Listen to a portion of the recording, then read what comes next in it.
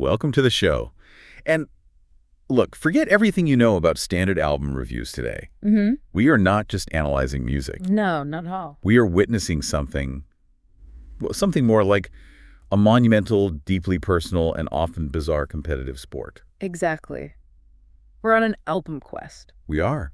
It's one individual's mission to take his entire music collection and subject it to this brutal comparative ranking system, all to crown an absolute champion. Right, that's the mission statement.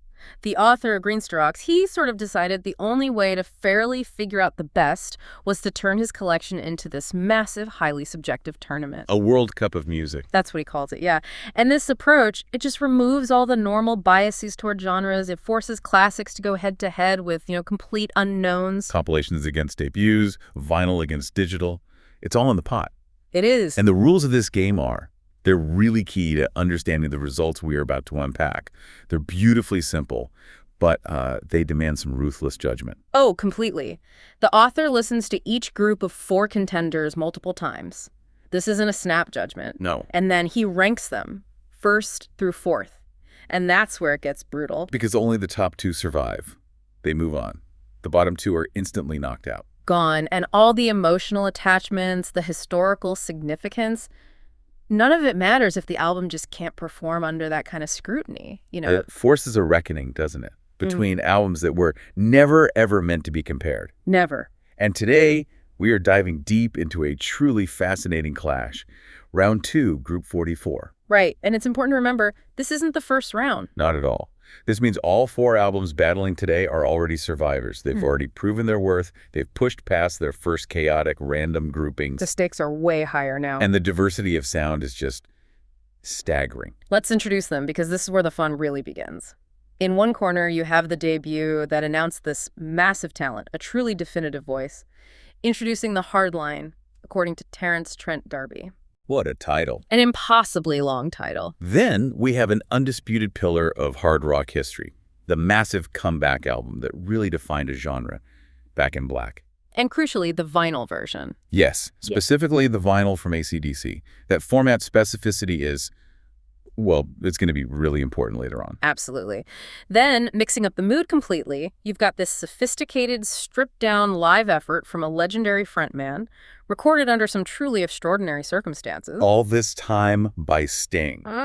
And finally, rounding out this quartet, a defining piece of mid-'80s progressive rock. A conceptual masterpiece driven by intense poetic lyricism. Misplaced Childhood by Marillion. Just look at that lineup. I mean, you have 80s hard rock, concept prog, mid-80s soul pop, and a stripped-back, jazz-inflected live album. So the question the author is forced to answer is, what criteria do you even use? How do you elevate one over the other? Exactly. Do you prioritize sheer vocal talent like TTDs? Do you value sonic consistency and that primal energy of AC/DC? Or is it the conceptual depth, the lyrical scope that Marillion offers? Yeah. The clash of genres in Group 44 is precisely why this is such a compelling part of the quest. That's the core tension, right? He's forced to apply this single kind of evolving set of criteria to completely disparate works of art. It can't just be about what's famous or, what I liked as a kid. No, it has to boil down to material strength, performance quality, and conceptual execution under some pretty extreme pressure. And that's what we need to dissect. Exactly how an album like Back in Black can prevail over the sophisticated concept of Misplaced Childhood, or why Sting's classiness just wasn't enough to secure a spot, that's the journey we're taking you on. It's going to be a good one. So before we even get into the current head-to-head battle of Round 2, we have to acknowledge the proving ground. We need to understand the unique paths these 4 incredibly diverse contenders took just to survive Round 1. Yeah, and this section really emphasizes the randomness of the initial draw, which is just the sheer, beautiful genius of this whole album quest format. It really is. Let's start with the one that probably topped its initial group pretty easily, AC/DC's Back in Black vinyl. Right, so this album came in first from Round 1, Group 214. Yeah. The fact that it topped the group is, well, it's zero surprise. No surprise at all. But the competition it faced is truly, truly bizarre. This is where you see the magnificent chaos of the quest. Back in Black defeated Once Upon a Mind by James Blunt, a collection of classical music, best of Beethoven vinyl, and What is Love by Clean Bandit. Wait, hold on. Think about that for a moment. You have the sheer, uncompromising foundational power of hard rock facing off against, well, against things that have absolutely nothing in common with it. The left thing. A classical masterwork spanning centuries, contemporary EDM, and 21st century easy listening pop. How do you even begin to compare those? You don't, really. And I think the implication of that victory is that Back in Black's material strength is just so monolithic, so universally recognized as high quality, that it just crushes the competition regardless of genre or era. There's no comparison point. None. It simply exists on this plane of undeniable material excellence. It proves that in a raw comparison against completely disparate styles, sheer, perfectly executed rock material just prevails. A stunning victory over a hilarious group. Totally. All right, let's move on to the progressive rock entry, Marillion's Misplaced Childhood. So Misplaced Childhood also qualified in the top spot, first from round 1, group 62. It also had a decisive victory, but its competition was, let's say, slightly closer to its stylistic neighborhood. Still pretty varied, though. The defeated albums were The Man Who by Travis, Great album. Eye of the Tiger by Survivor, The anthem. and the Mask soundtrack. The soundtrack from the Jim Carrey movie. The very same, featuring Jim Carrey and various pop hits. Wow. Okay, so this is an interesting group. It's pitting the conceptual density of Marillion against commercially successful, very accessible music. For sure. The Man Who is that earnest 90s alt-rock, known for its emotional openness. Eye of the Tiger is just pure 80s arena rock anthem. And the soundtrack is a total wild card. A total wild card. So Misplaced Childhood, with all its complexity, its conceptual depth, and the need for a front-to-back listen. Right. It clearly had enough substance and artistic merit to edge out these very successful, but maybe less challenging, less demanding competitors. So it suggests the author really rewards concept and artistic ambition, at least when it's well executed. That's absolutely right. Now, Stings all this time had a slightly more precarious journey. It only secured second place. Right. It qualified second from round 1, group 82, and this means it got its spot despite being, marginally beaten by Bon Jovi's big arena rock album, Keep the Faith. Which is a tough loss against a huge commercial record. For sure. However, the significant victory here is that Sting's album, which, remember, is a live recording of reinterpretations, it successfully pushed past 2 heavy-hitting, career-spanning compilation albums. And they were. Very Best Of by 10cc and Songbook by Elton John. Okay, now that is a crucial detail. That speaks volumes about the quality of the material and the performance itself. It really does. I mean, to go up against the very best of means you are fighting decades of proven hits, all meticulously curated, packaged perfectly. It's the greatest hits, yeah. For Sting's specific, melancholy live reinterpretation to get second place, beating out the collected original works of 2 other legendary artists. That suggests the strength and quality of the performance itself was exceptionally high. Absolutely. It was highly valued by the author. It validates the artistic merit of the live album format, at least when it's handled with this level of class and rearrangement. It shows a fresh perspective can be judged as stronger than just a parade of historical hits. Okay, so now for the final contender, Terence, Trent, Darby. His round 1 victory was, by the author's own admission, quite the upset. A big one. Introducing the Hardline, according to qualified first from round 1, group 107. And the competition was heavy on the shock rock. So TDD's debut managed to defeat 2 albums by the legendary shock rock pioneer Alice Cooper. 2 of them.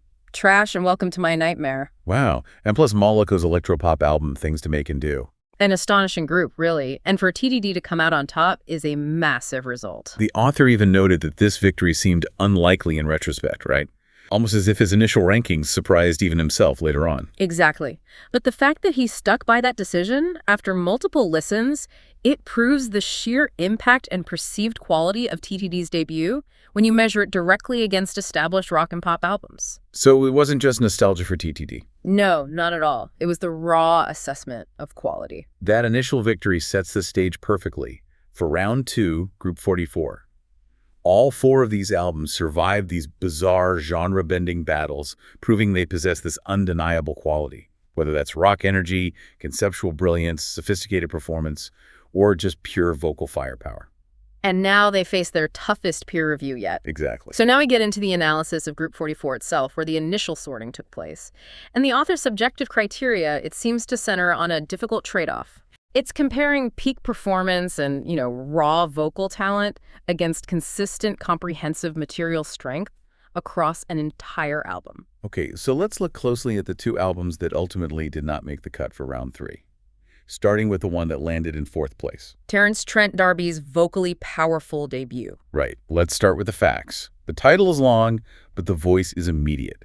Introducing the Hardline, according to Terence Trent D'Arby, and the author is... Well, he's effusive about the sheer vocal power here. The source material is unequivocal on this. TTD has a truly wondrous voice. It's stated, and I quote, "It's probably uncontroversial to say that he's the best vocalist in this group." And that includes Sting, Brian Johnson, and Fish from Marillion. All of them. This isn't faint praise. It is recognizing a once-in-a-generation kind of talent. So the core question then is, if the voice is arguably the best of the entire group and the album managed to win its round 1 grouping against heavy hitters like Alice Cooper, why did it fall to a definitive 4th place here? It really boils down to a failure of consistency. While his peaks are brilliant, Wishing Well and Sign Your Name are rightly called mid-'80s soul pop classics that still hold up. Oh, absolutely. The album experience as a whole is just not sustained. The material elsewhere is described as a bit more spotty. We're talking about tracks like Rain and As Yet Untitled. Right. And they aren't bad songs, not by any stretch, but they just don't carry the same weight or that infectious energy as the big singles. And when you put an album with, say, 3 or 4 perfect tracks against an album like Back in Black, where every single track is a genre staple. Exactly. The consistency failure becomes fatal in that comparison. The concept of the album quest forces you to evaluate the entire package. A perfect score on one track can't elevate the whole album if there are noticeable dips in quality. And the author, needing to find a reason to rank, he seized on those less impressive moments. And there's that great anecdote about his ambition, which is also really telling. He tried to take on a vocal performance that is, well, it's sacred ground for pop music. Yes, TTD's confidence was legendary, and he attempted to challenge Michael Jackson's iconic vocal on the Smokey Robinson classic Who's Loving You. A bold move. A very bold move.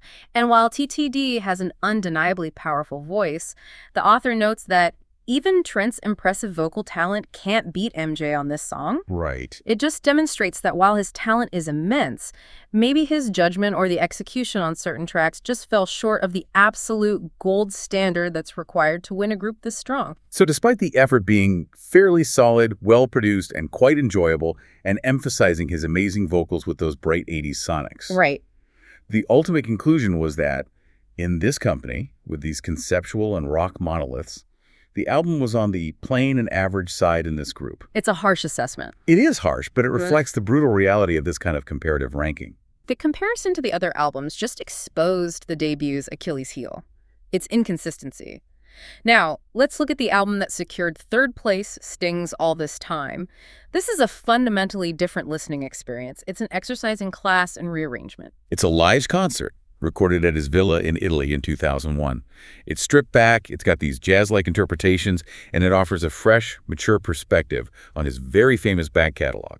It's sophisticated music for a sophisticated listener, for sure. But the historical context here gives the entire album this overwhelming melancholy weight. It really does.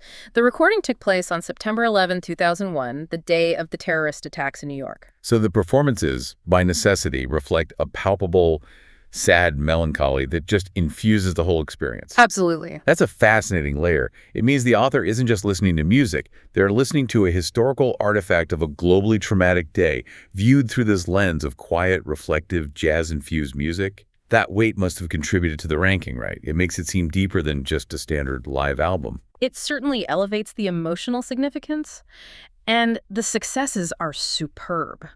The author highlights the luscious renditions of Hounds of Winter and Mad About You. He really manages to breathe new, sophisticated life into familiar material, giving a new perspective on tracks like 1,000 Years and Brand New Day. He does. But just like with TTD's album, minor flaws proved decisive in this incredibly competitive group.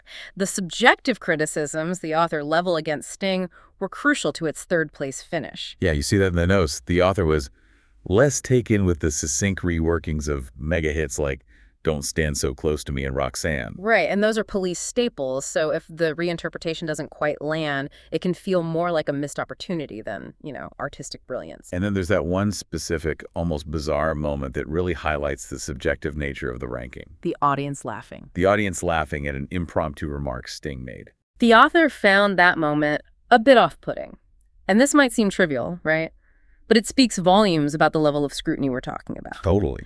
When you are forcing a competition between albums of this quality, a single unexpected or jarring moment, whether it's a questionable lyric or an off-putting audience interaction, it can drop an otherwise accomplished record down the list. So the inherent variability and spontaneity of the live album, which is what gives it its charm. Yeah, its whole appeal. Ultimately proved to be its undoing here. It was. So the final verdict for Sting is that all this time is accomplished and classy.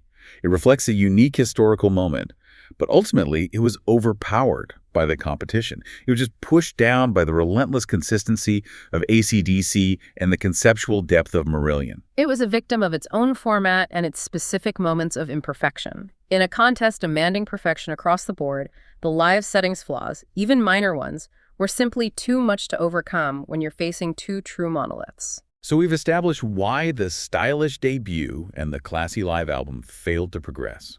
Now we move from subjective flaws to the absolute juggernauts. The main event. The two albums that battled for the top spot and really defined the character of this group. A concept prog classic and a foundational hard rock masterpiece. The battle between Marillion and AC/DC is where the real deep dive happens. Let's start with the second-place finisher, Marillion's Misplaced Childhood. This is a mid-'80s concept prog rock classic, and its structure is its absolute strength. What's so fascinating here is the total commitment to the concept. This isn't just a collection of songs, it's a unified piece. The author stresses that each side of the original LP is a continuously flowing chain of expressive prog rock. Right. You can't cherry-pick tracks without losing the narrative weight. Not at all. And that structural integrity provides immense weight in a ranking like this. The themes are incredibly powerful, exploring territory that is, equal parts dark and light. Sometimes it's almost sinister, yet it's punctuated by these moments of real optimism. It's a vessel for Fish's highly personal lyrical explorations. Oh, completely.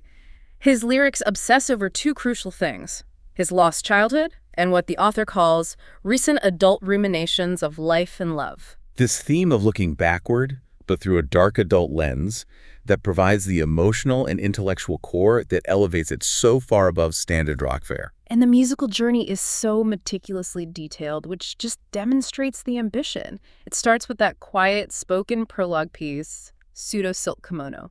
Which sets that somber tone. It does. And then it explodes into the superb pop rock of Kaylee, its most commercially successful, radio-friendly moment. That transition is crucial. You have the conceptual darkness leading directly into a major pop hit. Then it transitions seamlessly into the lament of Lavender, before it abruptly switches gears again into the complex, elongated composition known as Bittersweet. That sequence alone just showcases the ambition, the willingness to blend pop accessibility with prog complexity it's just brilliant. The music features sweeping passages and fine musicianship throughout. However, this is where a subtle critique emerged in the source material, which really speaks to the author's precise knowledge of Marillion's discography. That's right. When discussing the guitarist Steve Rothery's contribution, the author notes that his guitar skills, while fine, are more sporadic here than on Fugazi or Clutching at Straws. So for listeners who might be unfamiliar with the band's previous work, what does that critique actually mean in the context of this ranking? Well, it's a very deep-cut observation. Fugazi and Clutching at Straws, which were released before Misplaced Childhood, are often considered instrumentally denser. They showcase Rothery's incredible, extended guitar work more centrally within these long, intricate instrumental sections. I see. Misplaced Childhood, by comparison, it shifted slightly toward commercial accessibility and conceptual cohesion, which means the instrumentation sometimes served the concept and the lyrics, rather than just standing alone as a showcase. So the author is essentially saying this album is a conceptual masterpiece, but instrumentally, it might not represent the band's absolute peak prowess. That's a good way to put it, yeah. But even with that slight critique, the author holds the album in incredibly high esteem. He notes it's a cracking album that was once considered potentially for their overall top 10 list. Right. It's hard to imagine anything beating an album that's so respected. Which brings us to the winner, The rock machine that managed to top this esteemed competition and seize first place, AC/DC's Back in Black vinyl. The sheer historical weight of this album is just immense. It's their first after the death of Bon Scott.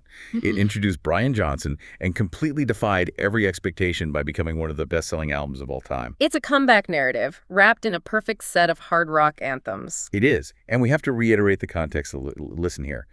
This specific vinyl version was being scrutinized so intensely. The author noted this was the third time they'd listened to this album in the last 3 years, because this vinyl version was competing in parallel with its CD counterpart in another Round 2 group.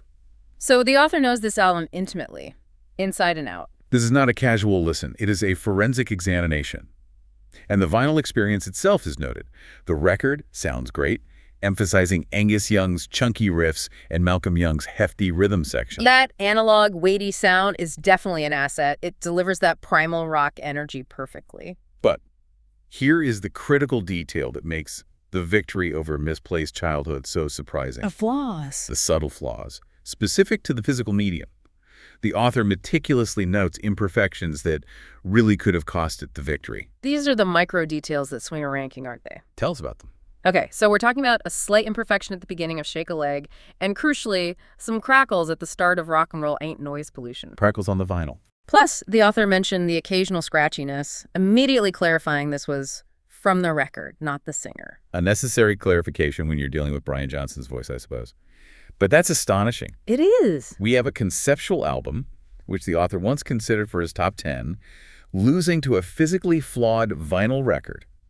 How could the author justify putting an album with tangible, audible imperfections ahead of the seamless conceptual flow of Misplaced Childhood? It is the ultimate testament to material strength and consistency. Despite those minor physical imperfections, the crackles, the scratches, the musical content is simply too undeniable. It just powers through. It powers through. The track list is a parade of rock and roll celebration, a perfect template of good time metal boogie. You've got Hell's Bells, Shoot to Thrill, the phenomenal title track. This album is just relentlessly consistent. Every single riff serves the overall mission. And the author's ultimate surprise is the key takeaway. After all those listens, the intense comparison, the author found that Back in Black probably betters the highly regarded Misplaced Childhood. It's an incredible conclusion. It suggests that while Marillion offered this deep conceptual and emotional progression, the sheer, unrelenting, consistent quality and perfect execution of AC/DC's rock formula, even with vinyl imperfections that momentarily distracted, was enough to carry it to victory. The perfection of the composition outweigh the occasional imperfection of the medium. That's a perfect way to put it. So the battle is over. The multiple listens, the intense cross-genre comparison, it's all concluded. The hierarchy of Round 2, Group 44, has been determined, and the two advancing albums are locked in. Let's review the final binding rankings. In fourth place, falling short due to inconsistent material despite incredible talent. Introducing the Hardline, according to Terence, Trent, Darby. Right. In third, an accomplished album undermined by the small, subjective flaws inherent in the live recording.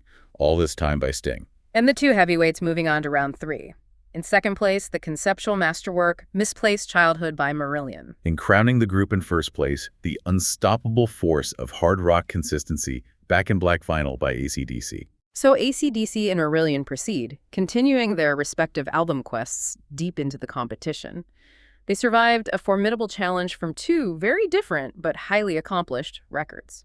And what is particularly fascinating here is the historical significance of the AC/DC result within the context of the larger competition the author is running. This victory isn't just about Group 44. No, it's a replica across the entire quest. This specific vinyl version of Back in Black becomes the very first album in the competition to have both its vinyl and non-vinyl version progress to Round 3. Think about that achievement. It confirms that the album is so powerful, so universally judged as high quality, that its material strength literally transcends the medium it's on. Yeah, even with the minor crackles and imperfections noted on the vinyl copy, it still managed to defeat a near-perfect prog concept album. This is the ultimate proof of consistency in material. It speaks volumes about the perceived strength of Back in Black. The material is judged so faultless that format differences just become these minor considerations that don't change its essential status as a guaranteed qualifier. It's unbeatable, whether it's analog or digital. And this leads us to reflect on the nature of ranking in this album quest format. We saw how specific criteria, often revolving around these tiny flaws, led to the defeat of Sting and TTD, even though both albums proved their quality by winning or placing highly in round one. It just comes down to the margin of error, doesn't it? TTD's defeat came down to sporadic material, a failure of consistency despite his unmatched vocal talent. Right? And Sting's loss was attributed to the inherent imperfections of the live setting. That audience laugh, the reworkings that just miss the mark. When the competition is between such highly regarded albums, subjective perfection is the deciding factor. The relentless brute force consistency of Back in Black and the cohesive conceptual power of Misplaced Childhood were simply too much to overcome. They offered a more unified, error-free experience across the entirety of the album than their competitors did, even if one of them had a few physical surface scratches. And we now have a fascinating narrative thread continuing in round three. We've seen the vinyl version of Back in Black advance, proving its material is so strong it can overcome physical damage. And we know from the source material that its CD counterpart is still in the running, having secured its own spot in round three in a completely separate grouping. Which raises an important question, something for you, the listener, to mull over as you compare your own collection. If the material of Back in Black is universally unbeatable, will the perfect digital version ultimately outrank the slightly flawed analog version that we just analyzed? Or will the power of the songs be so overwhelming that the format truly ceases to matter? Since the vinyl version has those specific noted flaws, the crackle on Rock and Roll Ain't Noise Pollution, or that slight imperfection on Shake a Leg, what difference could the flawless digital presentation make when the two versions eventually face their toughest, most nuanced competition in round three? We're waiting to see if the medium can finally impact the material when the stakes get even higher. The ultimate test of consistency and format is still to come in this album quest. We'll be tracking the rest of this monumental journey soon. Until then, keep listening and keep comparing.